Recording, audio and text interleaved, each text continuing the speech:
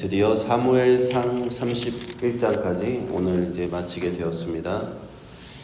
이제 내일부터는 마태복음으로 신약 성경으로 다시 돌아가서 말씀을 계속 저희들이 묵상하게 됩니다.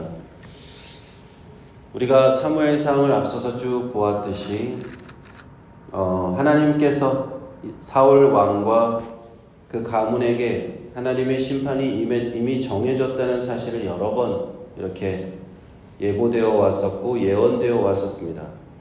그리고 바로 앞전에서 블레셋과 이스라엘이 전쟁이 있을 것인데 이스라엘이 패배할 것이 거기 예언이 되어 있었죠. 사무엘 선지자를 입을 통해서도 다시 한번 예언이 되어 있었습니다. 그 전쟁에 다윗이 참여할 뻔했었죠.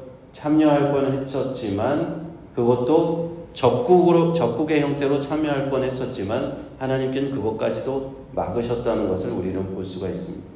하나님께서는 이처럼 이 중요한 심판 전쟁에 앞서서 다윗은 구원하시고 오늘 말씀에서 보니까 하나님이 예언하신 대로 사울과 그 가문에 그대로 하나님께서 예언대로 그 일을 행하셨다라는 것을 볼 수가 있습니다.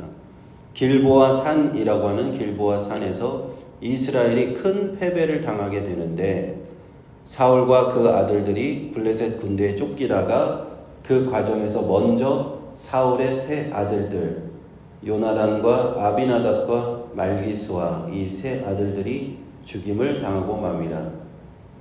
참 안타까운 일이죠. 그 이후에 사울 왕도 전투에서 패하면서 쫓겨 달아나다가 화살에 맞아서 중상을 입게 되었어요. 그래서 더 이상 이제 도망가는 것이 불가능하게 되었고 이제는 자기가 조만간에 블레셋 적군의 손에 붙잡히게 될 텐데 그러면 붙잡히게 되면 그 적군이 당시 행하던 관습대로 그 왕을 고문하고 여러 가지로 할 것이 뻔하기 때문에 이제는 자기의 무기든 자에게 나를 죽이라 하고 명령하지만 감히 죽이지 못합니다. 그래서 자기 스스로 칼을 뽑아서 자결하고 마는 그리고 무기든 자도 그것을 보고 같이 따라 죽고 마는 비극적인 모습을 우리는 볼 수가 있죠. 이로써 사무엘상 28장 19절에 앞서 예언되었던 사무엘의 예언이 바로 현실로 성취가 됩니다. 19절에 뭐라고 되어 있습니까? 여호와께서 이스라엘을 너와 함께 블레셋 사람 손에 붙이시리니 내일 너와 내 아들들이 나와 함께 있으리라. 여호와께서 또 이스라엘 군대를 블레셋 사람의 손에 붙이시리라. 하나님께서요 심판을 하실 때 때로는 믿지 않는 사람들까지 동원하신다 하는 겁니다. 우리가 볼 때는 하나님께서는 하나님을 믿지 아니하는 사람들은 하나님 손에 바깥에 있는 것 같아요. 하나님이 저들은 쓰실 수 없는 것 같지만 그렇지 않습니다. 하나님을 믿지 않기 때문에 그들은 하나님의 손에서 벗어나 있고 그들은 아무런 영향력이 없는 것 같다. 그렇지 않아요. 하나님께서 그들도 쓰시는데 때로는 심판의 도구로 이렇게 쓰시는 거예요. 블레셋 하나님을 믿지 않고 이방인들이고 그런데 그들을 심판의 도구로 쓰시는 것 우리는 성경에서 여러 군데에서 보기도 합니다. 또 하나님께서는 그 고레스 왕을 통해서 하나님을 믿지 않는 유대인도 아닌 왕을 통해서 또 이스라엘을 회복시키게 하셔요. 이처럼 우주 만물의 주인이시라는 것을 우리는 이 성경을 통해서 믿는 자나 믿지 아니하는 자나 모든 생명들이 하나님의 뜻 안에 있다. 이것을 우리는 또 깨닫게 됩니다.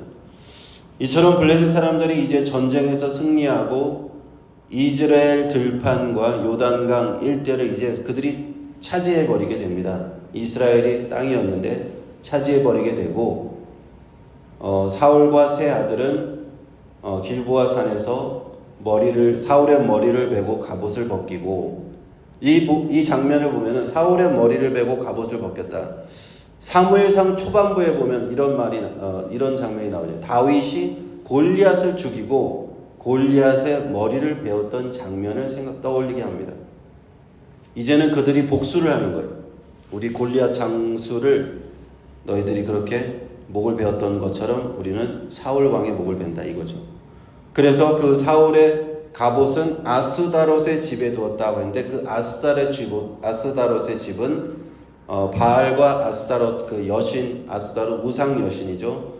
늘 섬겼던 그 신전입니다. 신전을 얘기하는 겁니다. 그래서 아스다롯의 집은 그 우상의 신전에 사울의 갑옷을 두었다. 그리고 시체는 벳산 성벽에 못 박았다라고 성경은 얘기하고 있습니다. 그러자 그때 한 사람들이 등장을 하게 되는데 등장하는 사람들은 길르앗 야베스 주민들이 여기서 등장을 하게 됩니다.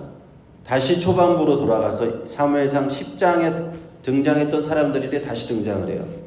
사무엘상 10장에 보면은 사울이 왕이 막 되었을 때 하나님의 큰 은혜를 받았을 때죠. 그때 길르앗 야베스가 암몬 왕 나하스로부터 이제 공격을 받았고 구출해러 사울 왕이 출동해서 그들을 다 구원해 주었습니다. 그것이 사무엘상 10장에 기록되어 있는데 이 길르앗 야베스 사람들은 그것을 기억하고 있었던 거예요. 사울 왕이 우리한테 이렇게 큰 은혜를 베풀어 주었던 적이 있었는데 사울 왕이 그렇게 이렇게 죽임을 당하고 그런 처참한 모습이었다는 걸 듣고 나서는 밤새도록 그 장사들이 다 장정들이죠. 군인으로 나갈 만한 장정들이 달려와서 그 사울과 세 아들들의 시체를 벳산 성벽에서 내려가지고 야베스로 돌아가서 정중하게 장례를 치러주었다 하는 내용으로 마무리를 짓고 있습니다. 그들은 에셀나무 아래에 사울의 뼈를 장사했다. 그리고 7일 동안 금식하면서 애도의 기간을 가졌다고 기록을 합니다. 이처럼 사울의 인생은요, 길보아 산 위에서 종말을 맞이하게 되었죠. 이제 이어지는 사무엘 하에서는 다윗이 이제 사무엘 하가 시작되면은 이 소식을 듣고 애도하게 됩니다. 하나님의 기름 부은 왕, 첫 번째 기름 부은 왕 사울 왕의 죽음을 그는 기뻐하기보다 애도하고 마음 아파한다는 그런 내용이 시작이 되는데, 그렇지만 그 뒤를 이어서 사울 왕의 뒤를 이어서 이스라엘의 2대 왕이 될 사람은 그의 아들들이 아니에요. 그 남아있는 아들들 에스바알이라고 하는 아들이 있는데 그 아들이 왕이 되려고 하지만 될 수 없고 하나님의 뜻대로 다윗이 이제 왕관을 쓰게 되고 이스라엘의 왕이 된다는 내용이 사무엘 하에는 이루어질 것입니다. 사무엘상을 통해서 우리는 여러 번 반복적으로 볼 수 있는 내용들, 그 중에 하나가 사울 왕이 하나님의 말씀을 거역함으로써 거듭 하나님의 말씀을 거역함으로써 결국에는 하나님께서는 사울로부터 떠나셨다라는 것이죠. 하나님이 떠나시니까 하나님은 사울에게 응답하지 않으세요. 하나님의 응답이 없을 때 우리는 얼마나 답답할까요?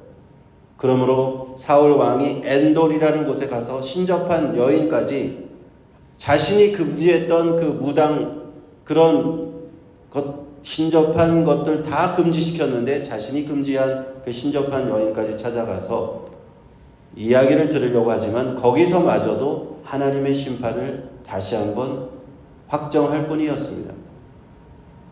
그렇게 해서 오늘 31절에 그렇게 사울 왕은 최후를 맞이하게 되었고,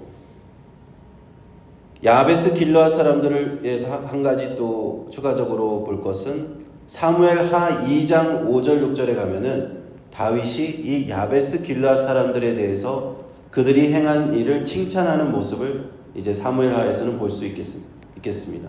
너희들이 정말 사울 왕의 그러한 비참한 모습을 보고 이렇게 은혜를 베풀었으니 너희들 정말 잘하였구나 하는 그렇게 칭찬을 해주고, 나중에 사무엘하 마지막에 가면 한 21장쯤 가면 다윗이 그 에셀나무 안에 장사되었던 사울과 요나단의 그 뼈를 다시 수거해서 원래 그들의 고향인 베냐민 땅, 고향 셀라라고 하는 지역인데 거기에서 아버지의 묘에 다시 묻어주게 되는 그런 모습이 사무엘하 21장에 나오게 됩니다.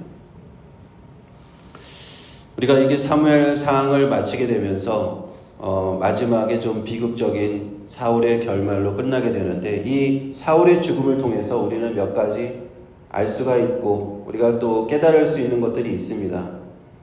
사울이 죽으면 그 원인이 가장 큰 것은 하나님의 뜻에 대한 불순종이었다. 내가 하나님의 뜻이 무엇이든지 간에 나는 내가 원하는 대로 그렇게 고집 피우고 자신만의 길을 걸었던 사울의 그 끝을 우리는 보고 있다 하는 것입니다. 그래서 우리가 다시 한번 깨달아야 될 것은 무엇인가? 하나님의 말씀, 얼마나 이것이 소중한 것이고 내가 그 말씀대로 순종하는 삶, 얼마나 중요한 자세인가, 우리 신앙인의 자세인가를 우리는 다시 한번 깨닫게 되고요.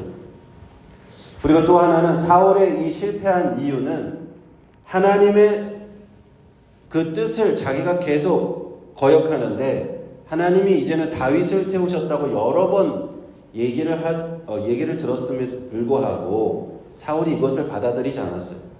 만약에 사울이 이것을 순종적으로 받아들였다면 사울의 최후는 좀 달라졌을지도 모릅니다. 이제는 내 시대가 끝났고 다윗을 세우셨구나. 그 사람이 자기가 물러날 때를 알아야 되잖아요.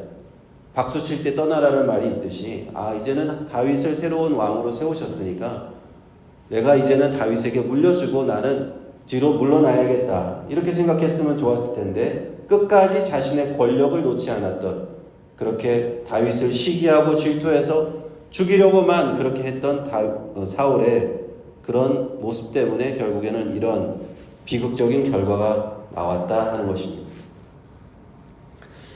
그리고요, 사울의 죽음으로서 통해서 우리가 또 한 가지 볼 수 있는 것은 이스라엘 백성들이 그 사울 때문에 큰 고통을 받았다 하는 것을 우리는 마지막에 볼 수 있죠.